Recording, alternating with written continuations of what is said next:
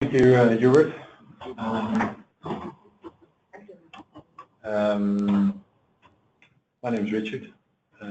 One of the head and neck fellows, and this is Marianne. She's one of the registrars of pathology, and we would like to give this presentation today about oropharyngeal cancer. I'll go through the first slides quite quickly. Just a little bit of anatomy. Oropharynx includes the soft palate, tonsillar fossa on the side, posterior pharyngeal wall, and the posterior third of tongue, or rather called as base of tongue. Clinical presentation of a patient is usually otalgia or a neck lump. The three symptoms below are a bit more rare or a bit later in the stage. Globus, dysphagia, or odynophagia. The first two, referred otalgia or neck lump, are quite common for oropharyngeal carcinoma. Risk factors, of course, tobacco, also chewing of betel nut, mainly in Southeast Asia, and of course the most recently topic, or new topic is HPV positive associated tumors, and then HPV 16 subtype. And over the last few decades, we've seen a significant increase in proportion of HPV associated tumors. And Angela Holm did important local work on that. She published a paper in Head and Neck in 2014, which showed that in the period between 1987 and 2010, there was a rise from 20 to 64%, mainly involving younger men around 40 years old, less likely to have tobacco or alcohol history, and a higher number of sexual partners. And tumors were mainly confined to the palatine, tonsils, and base of tongue. This is also seen worldwide in North America, in Europe, and Japan, as the figure shows. And the HPV virus is a small circular double-stranded DNA virus, and more than 90% of the HPV-associated tumors appear to be caused by the subtype HPV 16. And they strike in the oropharynx on those locations, tonsillar crypts, because there's a transition transition zone from epithelial tissue to another, which is also seen within the cervix or the anus. And like I said, in those crypts, that's the most prominent location in the oropharynx. Actually, as Richard said, HPV is from a family of papillomaviride, small circular double-stranded DNA virus. And the HPV genome comprises several early, as indicated with E, and late genes, which are responsible for viral infection, replication, transcription, and carcinogenesis. E6 and E7 protein have growth stimulating and transforming property. So let's go to the next one. So as you saw in the previous diagram and on this one as well, so E6 protein, it disrupts the p53 pathway, and finally it's making the cell susceptible to defective repair capacity as well as uncontrolled growth.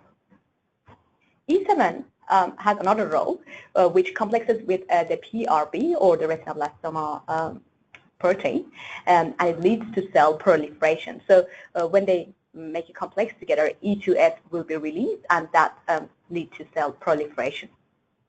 So that's just very briefly mechanism of the affecting HPV.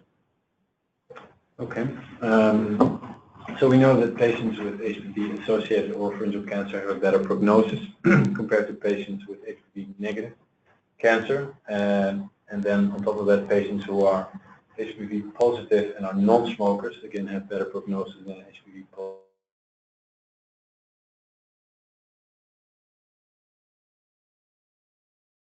positive cancer who are smokers, or shown that the positive tumors do better than negative. And that actually the surgery group in both arms, surgery plus radiotherapy group in both arms, do better than radiotherapy alone or radiotherapy and chemotherapy. And this is, of course, the famous diagram which was already shown this morning by Dr. Ang, which shows the risk stratification for smoking. So the top one low risk HPV positive non-smokers, intermediate risk HPV negative smokers.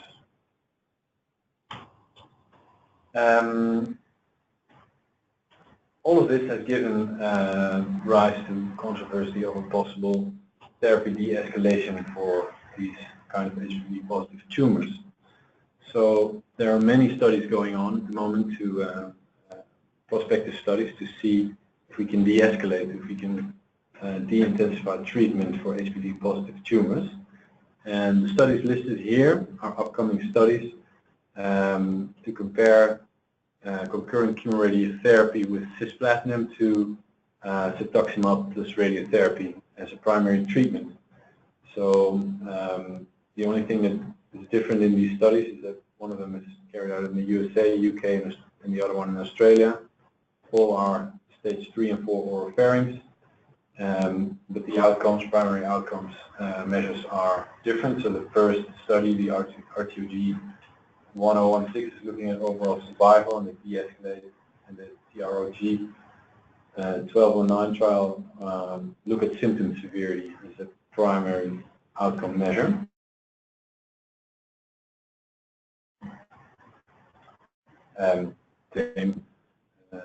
As a concurrent chemo treatment to radiotherapy, and same outcome.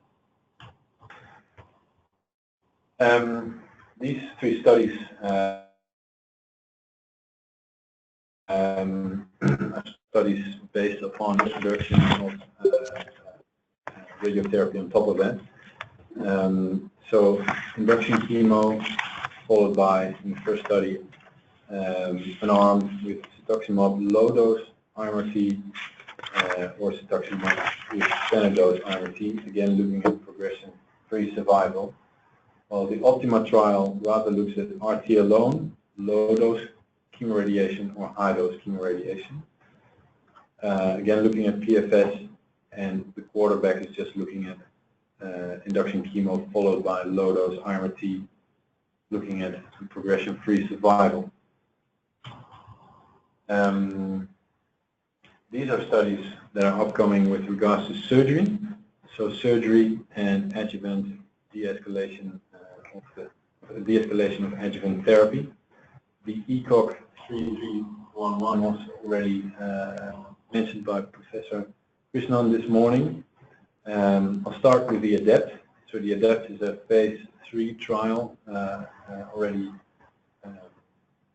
finished in the USA, actually, looking at P16 positive tumors, including patients adequate for transoral surgery, followed by radiotherapy in the first arm or chemoradiotherapy in the second arm, depending on extracapsular spread. And they are looking at overall survival. So if there's extracapsular spread after surgery, you go into arm B. If there's not, you go into arm A. The ECOG 331 has a similar type of group management. So they have 4 arms, all starting with surgery, and you get randomized in between group. If you get placed in arm A, B, C, D, depending on risk stratification, risk groups. So depending on extracapsular extension, PNI, LVI, and margins. And yeah, basically the more risks you have, the higher group you go. So group B is 66 gray plus chemoradiotherapy. Group B is chemoradiotherapy on 66 gray. Group C just 66 gray and no chemotherapy. Group B is 50 to 60 gray IMRT, and Group A, doesn't include any post-op radiotherapy. The Pathos trial in the UK is similar. They also, of course, do surgery first and then deciding on things like extracapsular spreads, PNI, LVI, and margin, decide on the arm you go into afterwards, either no radiotherapy, 50 gray of IMRT, sorry, this should be 50 gray, or 60 gray plus or minus platinum, and they look at swallowing outcome.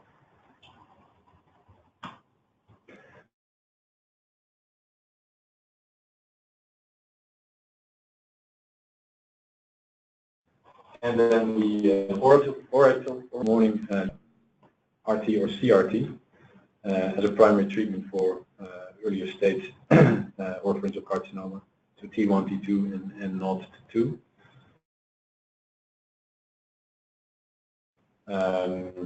Which is due to end in tooth level and progression-free survival as a secondary outcome measure, as a primary outcome measure of quality of life. So lots of work in progress to help us further down the treatment of HPV-positive tumors.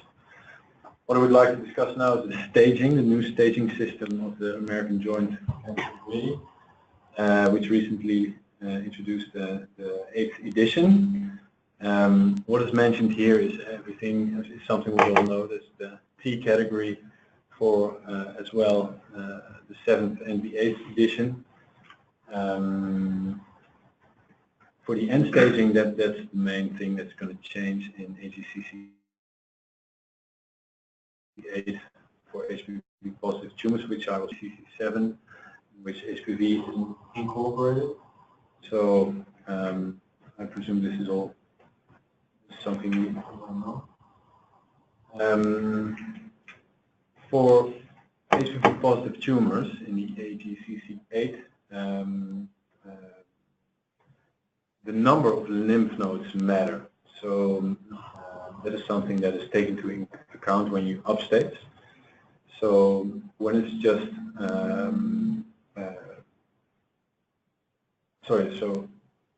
so when you have pathologically, when you have metastasis,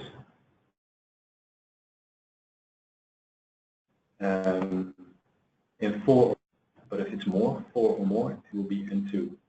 So they don't look at ECS, they look at number of lymph nodes to determine the end stage.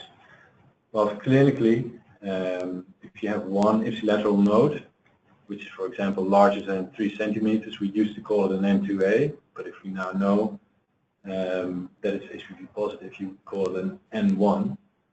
While if it's contralateral or bilateral, then it will be N2, given that it's not larger than 6 centimeters.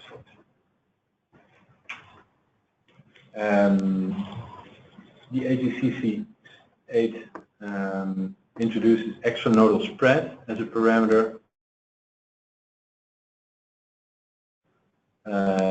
for HPV negative spread. You'll go directly to an N3. So if it's just a 2 centimeter node, 3 centimeter node, extranodal spread, suspected clinically, it will be an N3. And that's also something that we see back in the pathological staging in the AGCC8 system. So in summary, the clinical staging of HPV positive tumors, the number of lymph nodes matter. So if it's only one, it's an N1. If it's multiple, contralateral, it will be an N2. For pathological HPV positive tumors, less than 4 lymph nodes, it's an N1. If it's more than 4 lymph nodes, it's an N2. Whether for HPV negative tumors, again, if it's extranodal spread, you upstage to N3 right away. And pathologically, also extranodal spread for smaller tumors. No, pathologically, sorry, it's a little bit different. If you have extranodal spread and it's smaller than 3 centimeters, it's an N2A. But if it's larger than 6 centimeters, larger than 3 centimeters, it should be. When you have extranodal spread, it's an N3, N3B. So this is a little bit confusing. N3B should be greater than 3 centimeters with ENE. Yeah, it's 3, right? Yeah, it's 3. Sorry, I confused. And N2A is less than 3 centimeters with ENE, or a node which is more than. Yeah, apologies, yeah, that's right. Okay, and this is also interesting to see what happens to staging. So if you have an HPV negative tumor, and for example you have a T1, N1, you end up in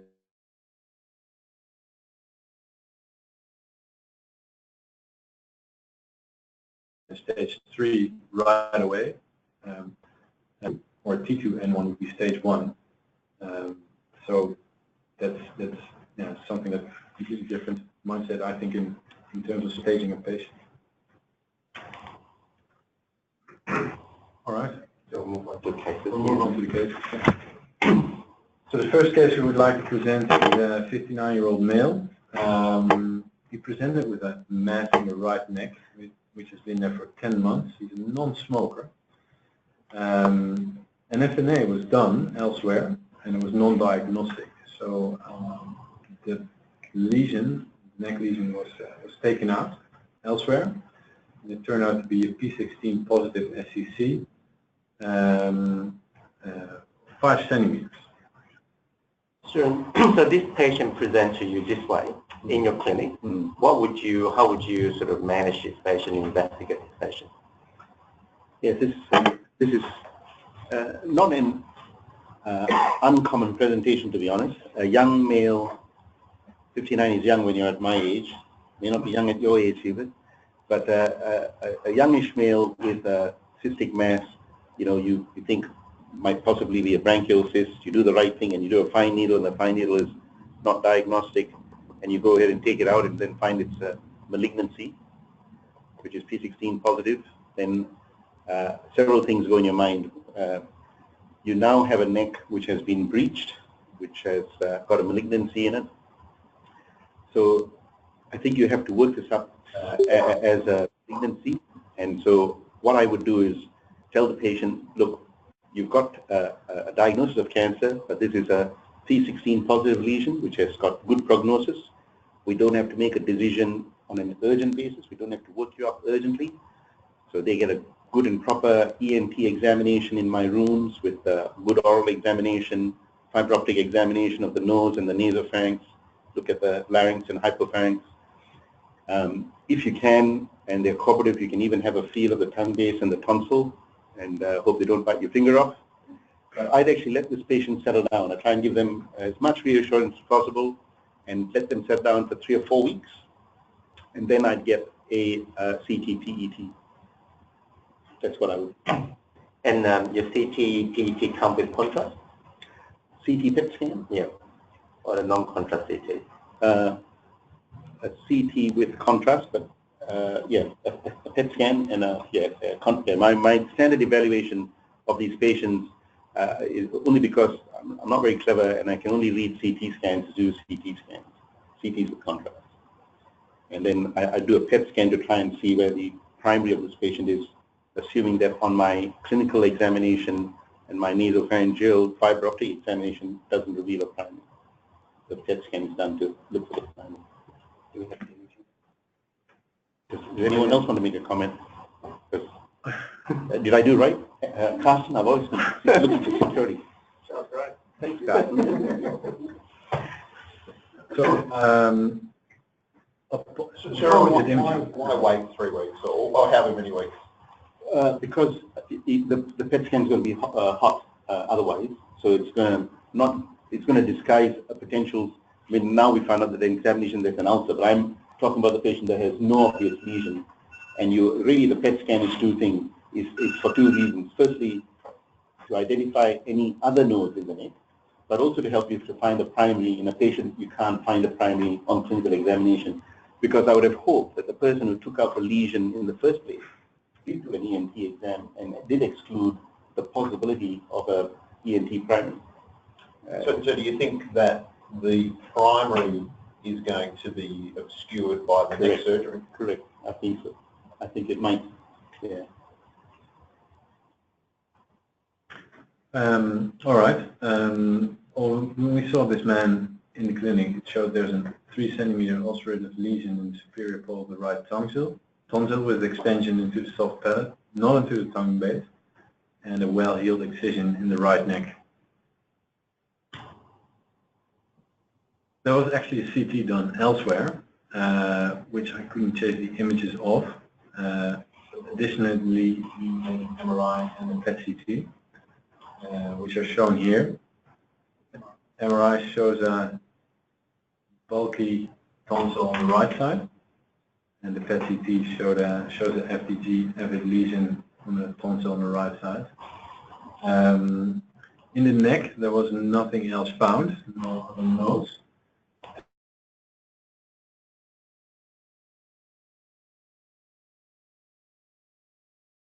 And the PET CT showed a little bit of upping. Mama, so you saw this patient at this point. What would you advise this patient? Or is there anything else you like? I want to look at the excisional biopsy, the detailed pathology, figure out, how many lymph nodes in there, and the margin status. Obvious excisional biopsies are probably positive. And with the tongue-based tonsillar lesion, especially, he had MRI. The one who hasn't had MRI will be useful in deciding what sort of, to consider various treatment options. I think MRI is important. And so we got the biopsy showed that it's definitely B16 positive SCC and obvious malignancy in within the tonsil. I wouldn't press for biopsy of the tonsillar lesion. More biopsy of the tonsillar lesion for me it's enough for the diagnosis. So you see which is P16 positive and cystic, assuming no extracapsular spread, but on the margin is sort of in the intact capsule. You will still press for a primary biopsy of the oropharyngeal. I wouldn't. Oh, you wouldn't. I wouldn't. Yeah. Would you offer this patient a non-surgical treatment at this point, or would you sort of? I think that's he's got to discuss with the patient because it's on the PET scan. There's no significant residual neck disease.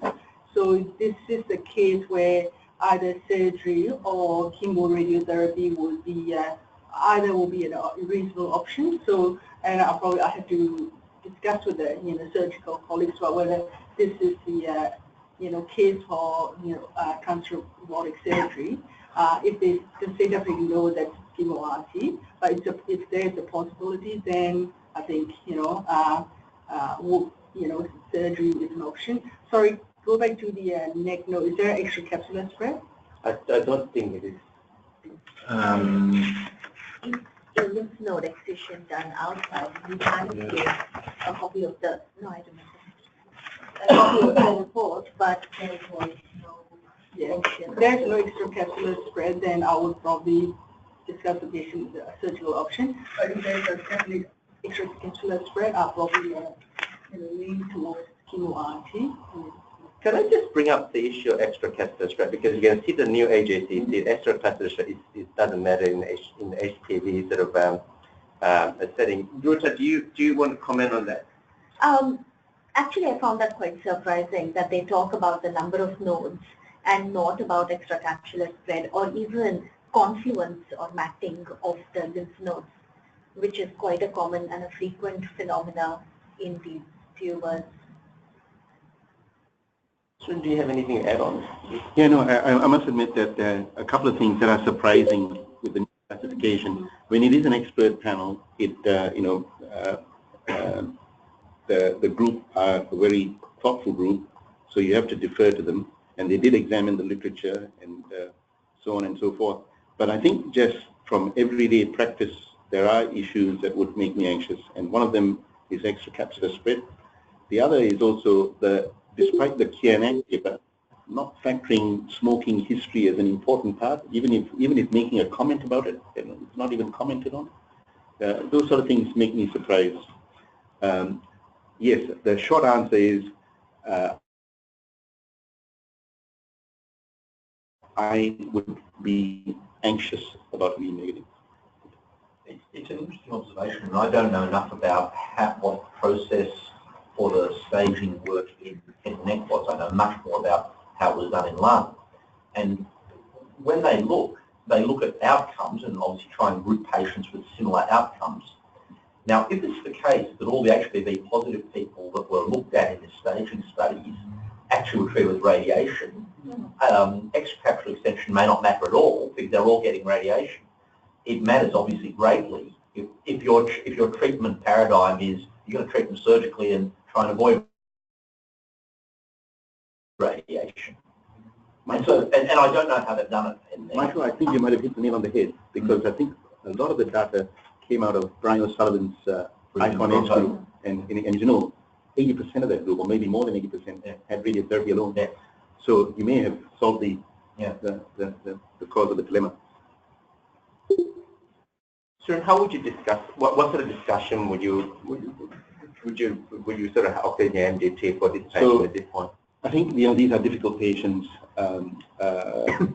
when there are options and they've already had surgery, they're disappointed with the news. So I think these are the patients that are long consults, and I think you have to be prepared that this is someone that you need to have good discussion at the MDT, and that this patient should get independent opinions from radiation and medical oncologists as well as the surgeon. So from the onset, I'll tell them this process. Specifically for this patient, as I said, now that I know that there is an obvious primary, despite the CT PET scan being clear, a 5 centimeter lesion in the neck that has now been contaminated. We don't have very accurate pathology about what was done, and ECS. And if you have a 5 centimeter cystic lesion, I know that you're all very good surgeons, but in my hands, if you're dissecting a 5 centimeter cystic lesion which is inflamed, or a 5 centimeter malignant cystic lesion, in my hands there's every chance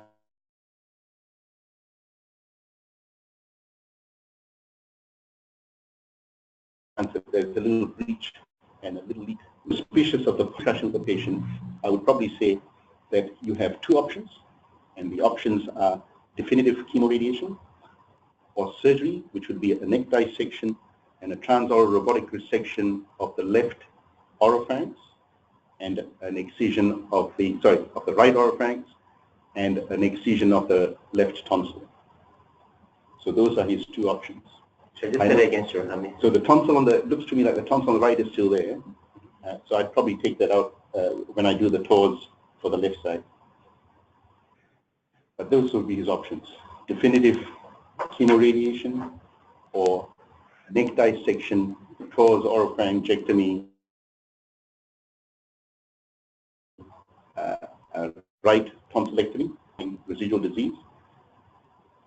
I would be very disappointed if you end up with positive margins with the lesion that I see from a TORS excision. Should be able to get clear margins.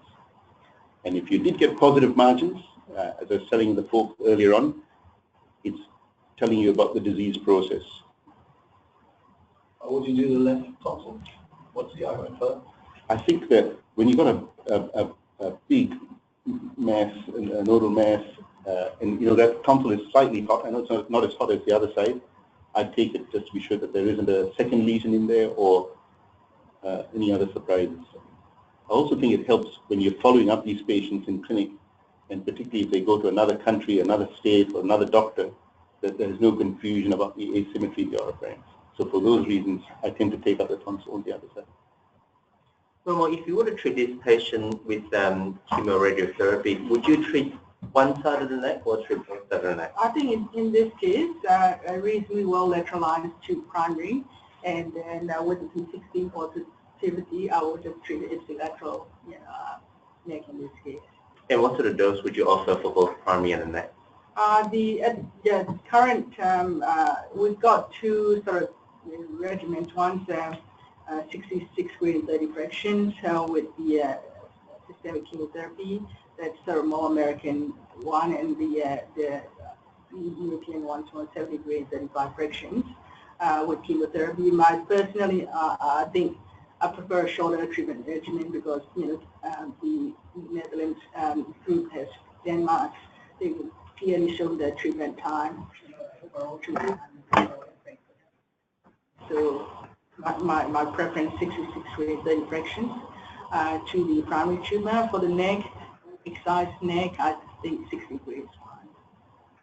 And you'll cover the previous excision tract? For the neck, yeah, to the 60 gray to the high risk area, and the lower risk to lower neck will be about 54 gray.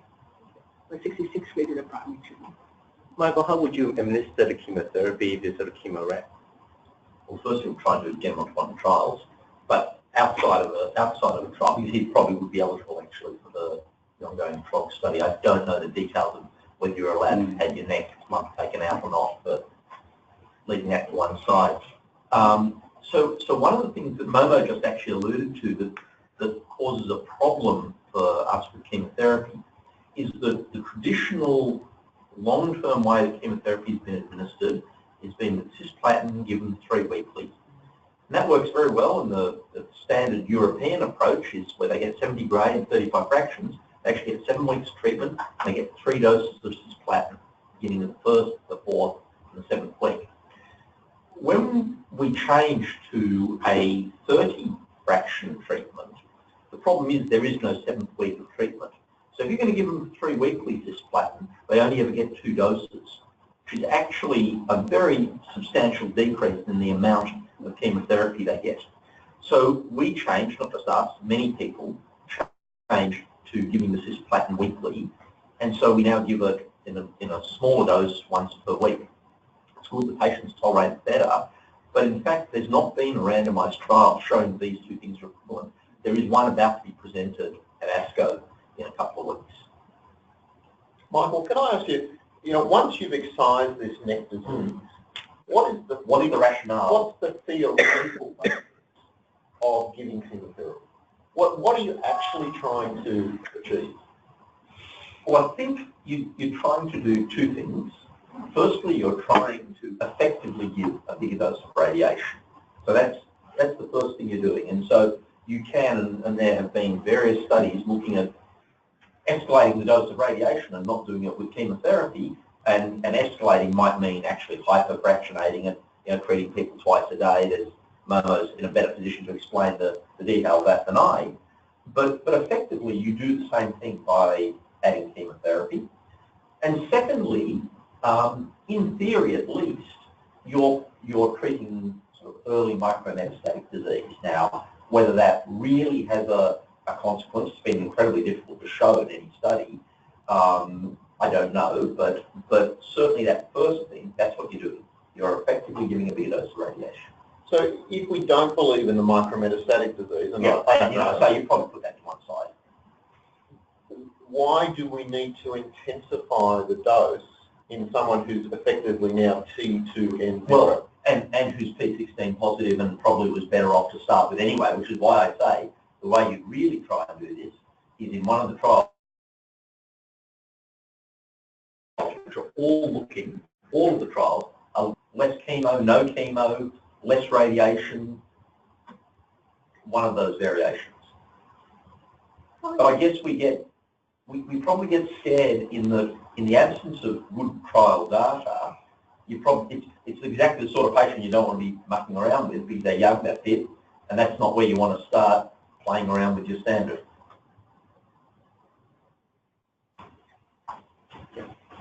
So, do you want to tell us what happened there? I do. So this is what happened. So the patient received a transoral robotic incision of the right tonsil with the selected 1-to-4 neck dissection on the right side. And the tonsil on the left side wasn't addressed. Before you go on, Stuart, 1 to 4, would you do that, or would you do less, or do you do more? Tough question. I think the short answer is I'd probably do 1 to 5. The short answer. And why is that? Why 5? Because I'm there. I'll be honest with you. I mean, I don't see. But you're not there. I mean, 1 to 4 is kind of anterior, and 5 is along, back. So no, I mean that the neck is open. You're doing it. Yeah, right. Yeah, and I think we've looked at. If you look at the, I mean, why are we avoiding 5 is the question. The main concern is injury to the accessory nerve. And we have patient-reported quality of life outcomes on 1,000 consecutive neck dissections that show that in our hands, the accessory nerve injury rate is 7%. And in that group of 7% of patients, 3% had previous shoulder dysfunction prior to surgery. So we know that our accessory nerve injury rate is very small in the N0 neck with neck dissection.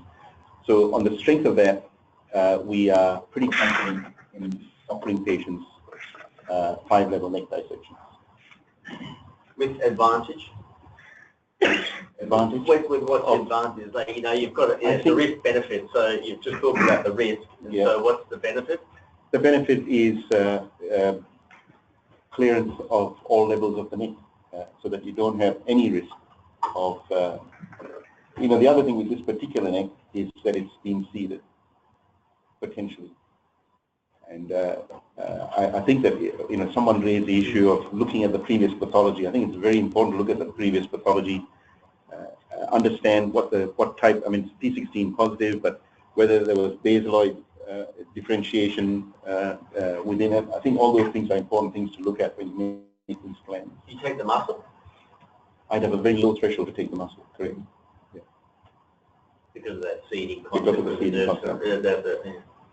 Because you don't really know what the surgeon did before, and yeah, that would be my anxiety. Do you have any data on your pickup rate in 5 years, 5 years, generally level 5? Look, we do, and it's been published, and it's actually reasonably often quoted. It was published when Vin Polari was my fellow many years ago, must be 10 or more years ago, and the pickup rate is very low. It's about 4%.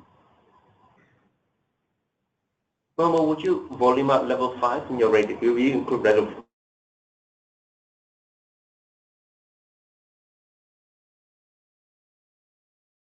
5 in your radiotherapy field?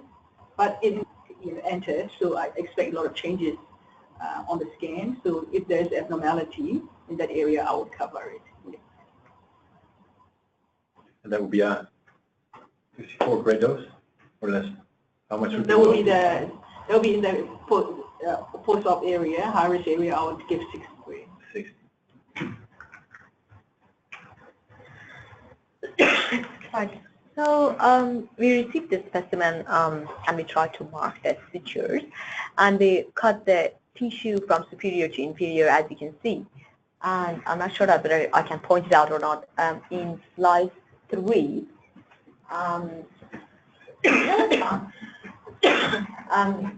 mainly in this area you can see this pale lesion, which is the tumor of the SCC that's looking for. So to have a better understanding of what's going on, I put a normal tissue section. So this is a normal tongue, which you can see it does have a lymphoid tissue in the stroma, and it's lining by non-stratified squamous epithelium. And this is a closer section in the normal tonsil. This is the tumor. This is the SCC that we looked at before. I couldn't give a lower power than this, I mean, by the photos. But as you can see, the tumor has a, and in the Google, you can see these sheets of lots and lots of cells. This is a closer view of this lesion. And as you can see, the cells are very, lots of cells you can see here with minimal amount of pink eosinophilic cytoplasm and very large nuclei. Some of them have, they show some vesicular chromatin. And this really typical big mitosis here, and there is another mitosis in this area. This is a P16, so I just put a comparison. So this is a section, and this is the area of the same lesion or the tumor that we've done the P16 on it. P16 is the immunohistochemistry staining that stained the nuclei and the cytoplasm. It's really dark brown color, as you can see. So about the lymph node this is not actually the photos from this patient. I think the lymph nodes for this patient, they all were negative. But this is a sample of a positive lymph node that I just wanted to show it to you. So as you can see here, again, we have these aggregations of malignant cells coming in sheets. And as you can see here the lymph node is a little bit cystic. They can have a cystic pattern, and it's positive. So before I go further, one of the important things that we should be careful about it when we do FNA on these sort of lesions, either from lymph node or okay, I'm sorry. Yes. So when you want to take FNA, we should be very careful that we go exactly to the tumor site, to this area. So the needle should go to this area. If we take samples from the middle part of the cyst, we can just get, just a clear fluid or some reactive cells, and we cannot detect any malignant cells. So it's highly recommended that all of these FNAs goes under the ultrasound guided, and we make sure that we take the samples from the right area to show the positivity. Do you want to comment on the P16? How accurate, how sensitive is for HPV infection? So, sorry. P16 by itself is a tumor suppressor gene, and it is regulated by the retinoblastoma and the P53 genes. So any condition that leads to loss of regulation can also lead to overexpression of P16. And we can see it in a large number of other malignancies, and I'll come to that in a minute.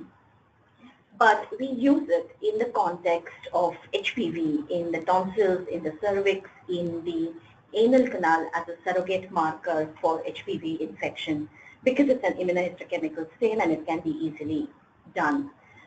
There are other more HPV-specific stains, like doing in situ hybridization for HPV DNA, but they're more expensive and they're more labor-intensive, but they can certainly be done if there is any question. Now, there are criteria about how P16 is to be interpreted. So if we go back to the previous P16 picture, it has to be nuclear and cytoplasmic, and it has to be block positivity in more than 75% of the cells on the section. If it is in less than 75% of the cells, or if it is only nuclear, or if it is only cytoplasmic, then it is not considered as positive. So there are quite strict criteria about that. Sorry, go on. You're going to can you make a P16 positivity based on FNA when you sort of just I was just going to talk about that. So there are criteria for that as well. But what happens on FNA, and when we have a cell block, if we don't have a cell block, obviously we can't assess at all. But when we do have cell block, very often the cells are thinly scattered. There's a lot of necrotic debris. The cells that have been picked up are the ones that are falling out easily and may therefore not be the most viable of the lot. So some people have suggested using a criteria of 15% of the cell population in a cell block. But in that context, doing HPV DNA is much more helpful, because if you can actually see integration of DNA virus, then it's going to be HPV-associated oropharyngeal tumor in the right kind of, or rather in the right kind of age group. Now, P16, we tend to think of it as a surrogate marker for HPV, but in Australia, where we see a whole lot of metastatic skins, about 30% of metastatic skins can show block positive P16 in 75% of the cells, and that is not because of HPV, that is because of P53 problems. But that's a completely different demographic. They're unlikely to be young people. They may or may not have a primary, and of course the HPV DNA will be negative. On FNA, is the in situ hybridization done routinely for you to call it HPV? No, we don't do it routinely. We do it P16, and till now I've only ever done it when we've run into trouble more than anything else, because the morphology of it and the demographic context, the clinical context is quite helpful. But if none of that is there and you want to call that P16 positive, you're quite convinced that you can call that HPV DNA. Sorry?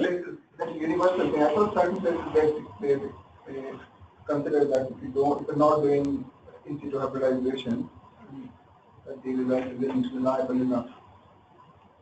Say that again. So then not doing SPECT as an essential part of your P16 diagnosis, is that a universal concept in your pathology world? Oh yes, it is. So majority people will not do SPECT. Majority of people will not do in situ hybridization that go by P16 immunohistochemistry. Without doing any HPV or active HPV So staining or like PCR or something. Because there's also some studies showing that you have P16 positive which are actually not HPV positive, and they're doing worse than the ones who are HPV positive and P16 positive. yes, so as I said, you can get P16 positive without there being HPV, and the metastasis could be from a completely different structure, such as skin, and therefore that prognosis will be like Oropharyngeal. oropharyngeal. They're unlikely to be. The proportion of that is very, very, very low, in minuscule amount of percentage, less than 1%. But having said that, the chances that it is P16 negative but HPV positive will not happen if your P16 is well optimized activity. If you wanted to pick up transcriptional activity, then you need to do HPV RNA scope, which is even more technically intensive than just doing HPV DNA. You have that, but you've never done it till now. Nico, I'd pick you up on your statement, because I think the majority of studies, and certainly what we have looked at here, has shown that P16 status is much more predictive of outcome than DNA status. So in the DNA positive that are P16 negative, they don't do well. So what's the use of doing DNA? And in the ones that are DNA negative who are P16 positive, they do well. So who cares whether it wants to do that? I mean, at the moment we don't decide on the treatment anyway, on the P16. It's just an addition maybe to find the primary or something that's quite helpful in that. But we don't decide on the treatment anyway. Huh? It's a prognostic indicator. It's a prognostic indicator. And all of the trials are based on P16. And now if you look at it, even the staging depends on P16, because if you're P16 positive, then you have that less than 4, more than 4 nodes, and no M3 at all. But if you're P16 negative, then it goes by the oral cavity, less than 3 centimeters, 3 to 6 more than ECS. The resection is Yeah. So this is a summary of the resection margins. All margins are clear. The superior margin is 0.2 millimeter along the soft tissue aspect, 2 millimeters from the mucosa aspect. Posterior 0.5 millimeters and 5 millimeters from the mucosa. And all other margins are larger. No residual positive lymph nodes. And as expected, the primary was P16 positive as well. So that margin, does that worry you?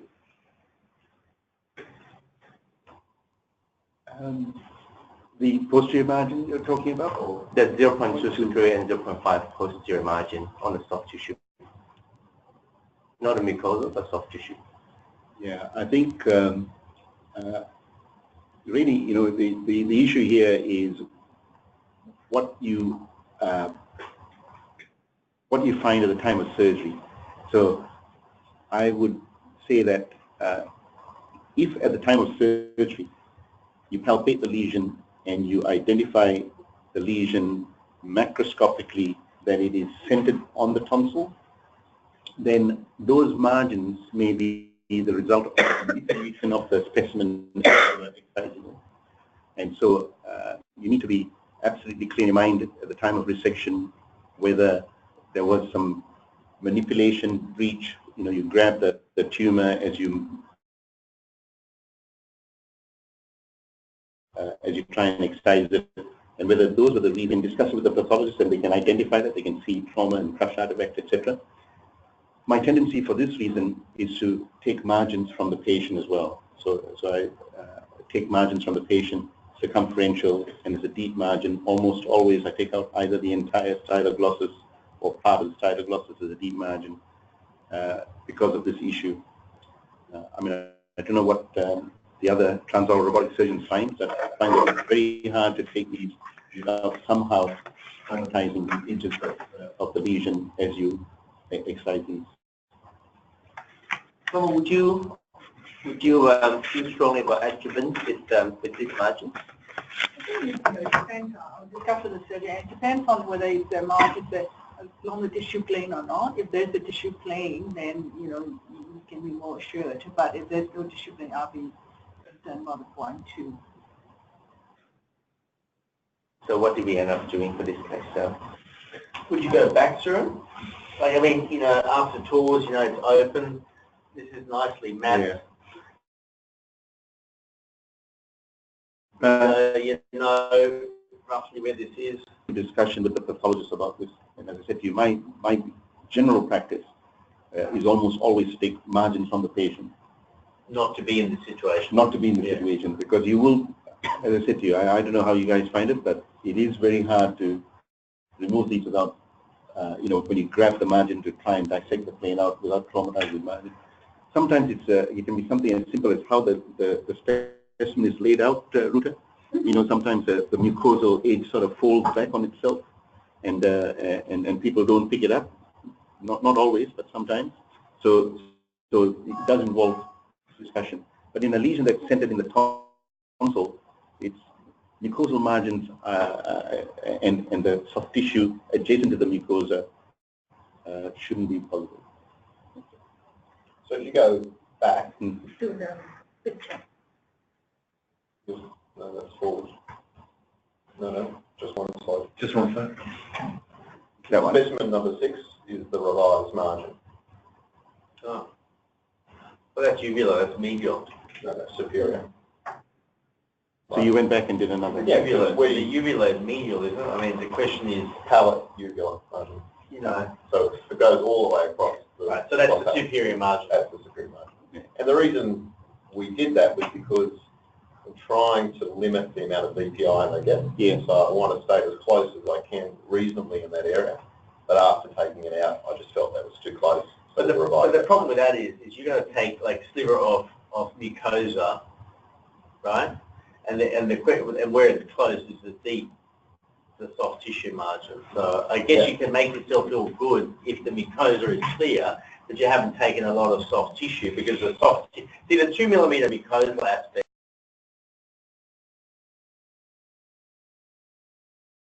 That the problem is what's happening deep.